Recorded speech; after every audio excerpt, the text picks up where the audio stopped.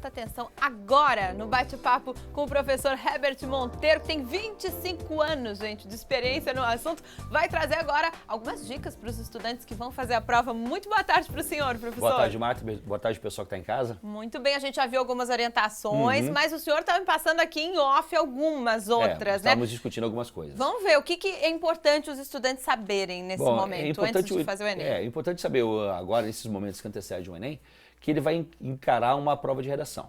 Essa prova de redação ela tem um texto argumentativo, né, de 30 linhas no máximo, e é extremamente importante que ele construa bem esse texto dele, né, com uma argumentação bem estruturada, uma boa coesão, né, e ele feche o texto dele, né, com uma solução. Isso é extremamente importante na correção da prova do Enem, na elaboração da redação para o Enem. Né? Uma solução. Uma solução. E ele tem que respeitar de forma importante também a questão dos direitos humanos e as minorias. São temas que provavelmente eles estão inseridos ali na redação, seja qual for o tema da redação. Eles estão inseridos, né? Porque até a gente viu na matéria que muitas vezes o candidato treina o ano todo muitos temas diferentes e ele fica esperando que a prova de redação do Enem ou do vestibular esteja dentro daqueles temas que ele treinou. Os temas que ele treinou ao longo do ano foi para ele exercitar o trabalho. Ele vai encontrar um tema inédito. E dentro desse tema inédito que ele vai elaborar, ele tem que usar justamente essas ferramentas que ele construiu ao longo do ano. A redação é um texto que é justamente um trabalho árduo, dia a dia, que o candidato agora vai acabar mostrando o seu talento. Bom, você também aí vai fazer a prova do Enem nesse fim de semana, então manda sua dúvida pra gente. O nosso WhatsApp é o 48 8822 6543. Manda sua mensagem por escrito que o professor responde ao vivo. Bom, a gente falou da redação, professor, agora a prova em si. O que o senhor considera importante lembrar, além de, claro, manter a calma, né? Que para muitos estudantes é difícil. Bem, é importante, às vezes, o candidato lembrar que ele vai ter 2 dias de prova. Cada dia com 90 questões, cada uma das áreas com 45 questões. Ele precisa ler essa prova com atenção, porque nas questões do Enem, muitas vezes a solução das questões está no próprio texto que explora, que mostra o problema, porque ele vai ter que fazer as questões baseado em 2 coisas, na análise de competências e habilidades. Então, muitas vezes, a busca da solução do problema apresentado está no próprio texto. A interpretação que ele precisa, os subsídios que ele precisa estão no texto da questão. Não partir direto, como muitos candidatos fazem, de ler somente o que ele está perguntando e procurar a melhor alternativa de resposta. Ele tem que ler o texto, ele verificar o que está sendo pedido e aí sim ele encontrar a resposta esperada. Porque na prova do Enem, nas questões, é muito comum você encontrar alternativas muito semelhantes e ambas parecem corretas. Mas ele vai ter que encontrar aquela que responde de melhor forma aquilo que foi colocado no texto inicial. Senão ele vai acabar tendo dúvidas, vai acabar deixando, às vezes, perdendo uma questão de fácil interpretação. Em geral, tem pegadinha, professor, nessas provas ou não? Eu não diria pegadinhas, mas sim uma exigência maior da questão da compreensão de texto do aluno, né? Que é uma coisa que vem sendo já muito tempo trabalhado na educação. E hoje, com essa nossa série de informações multitelas, né? É o celular, é o tablet, é o computador em casa, leituras dinâmicas, a gente acaba às vezes perdendo um pouco essa habilidade de ler um texto mais longo e de fazer a compreensão do que está inserido nesse texto mais longo, né? Isso é uma coisa muito comum hoje. Professor, o senhor trabalha há 25 anos com esse público, né? Que vai prestar vestibular, agora mais recentemente o Enem.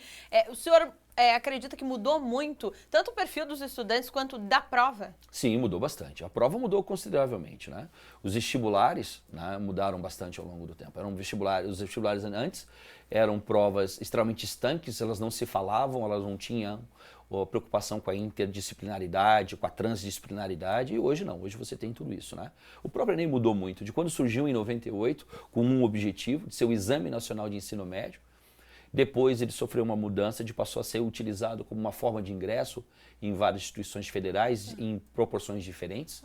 A nossa UFSC aqui, por exemplo, 30% das suas vagas estão inseridas no SISU, a qual o aluno vai utilizar a nota do Enem no SISU, que abre lá em janeiro as inscrições, para prestar muita atenção nessas datas, né?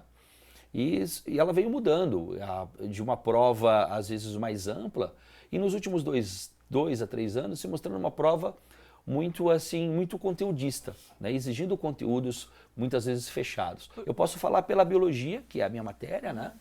Com questões muito fechadas dentro da biologia, e na química. Ano passado foi uma grande revolução. as questões de química dentro da prova de ciências da natureza, né? Eram questões fechadas de funções orgânicas, coisa que até então não tinha aparecido. Porque o pessoal pergunta assim, tem alguns macetes, antigamente até se usava mais macete, hoje em dia por que não se usa? Dá para dizer que a prova se sofisticou realmente? Não precisa aquela decoreba, o aluno realmente precisa estar sabendo, estar por dentro do assunto? Sim, a prova está bem mais sofisticada. No meu tempo, vamos botar assim, de pré-vestibulando, lá nos anos 90, você tinha os macetezinhos para decorar as fórmulas de física, de química, e hoje não mais, porque mesmo o Enem não fornecendo as fórmulas, se você não dominar o conteúdo, não adianta nada você ter essa forma de dica ou de macete, porque senão você não resolve, porque ela parte do pressuposto que você vai ter que interpretar uma solução ao problema e construir essa solução para depois encontrar a resposta correta. Bom, as dicas do Enem, elas são muito diferentes das do vestibular, professor, ou em geral é a mesma coisa, ou tem diferença mesmo? Existem algumas diferenças importantes, né? Porque se você olha o cerne de como o Enem vem trabalhando nos últimos anos, você encontra alguns temas que são a sua sustentação, né? A questão, por exemplo, ambiental, bastante comentada, a questão de biotecnologia, bastante comentada. Na prova de biologia, né? A prova de matemática, ela exige muito conhecimento no Enem, de conhecimento sobre a matemática básica. E no vestibular, digamos, o vestibular convencional, essa matemática básica, ela está intrínseca nas questões. O aluno tem que dominar a matemática básica para chegar na resolução de questões mais elaboradas. Entendi. Entendeu? Professor, pergunta da Daniela, ela mora em Paulo Lopes, tem 28 anos. Obrigada pela participação, Dani. Eu parei de estudar no último ano do ensino médio. Eu posso fazer o Enem? Qual é a resposta para a Daniela? Bem, Dani, o importante é que ela já tivesse feito a sua inscrição, né? Porque a inscrição do Enem, ela foi no começo do ano até o mês de maio. Então, o próximo Enem ela Enem ela vai poder participar, né? Aí o que vai ser importante? Ela precisa saber se ela já tem o certificado do ensino médio. Se ela não tem o certificado de ensino médio, a nota do Enem que ela tirar ano que vem, ela pode usar numa instituição federal e validar um certificado de ensino médio numa instituição federal. Isso ela pode fazer, entendeu? O Enem ele não serve apenas como uma porta para entrada no curso superior. Ele serve para outras coisas também. Né? Todo aluno, a partir de uma determinada média, 650 pontos, se eu não estou enganado, ele pode ir numa instituição superior, numa instituição de ensino federal, que tem ensino médio, como o Instituto Federal de Santa Catarina, e requerer, junto ao Instituto Federal, um certificado de ensino médio, com essa nota. Sensacional. Olha aí, tá aí a dica para Dani, não vai desperdiçar tempo não fazendo o Enem do ano que vem. Se programa e se inscrever, então, até o mês de maio, é isso mesmo, professor? Exatamente. Do ano que vem. Bom, para quem vai fazer, né, nesse fim de semana o Enem, muito boa sorte. E a gente já deu todas as dicas aqui, né? A gente agradece a sua presença aqui no Ver Mais, viu, professor Herbert? É isso, estamos aqui à disposição, sempre que precisar, pode nos chamar. Tem algum recado para os estudantes aí? Bom, eu acho que agora é manter a calma e não fugir da sua rotina, né?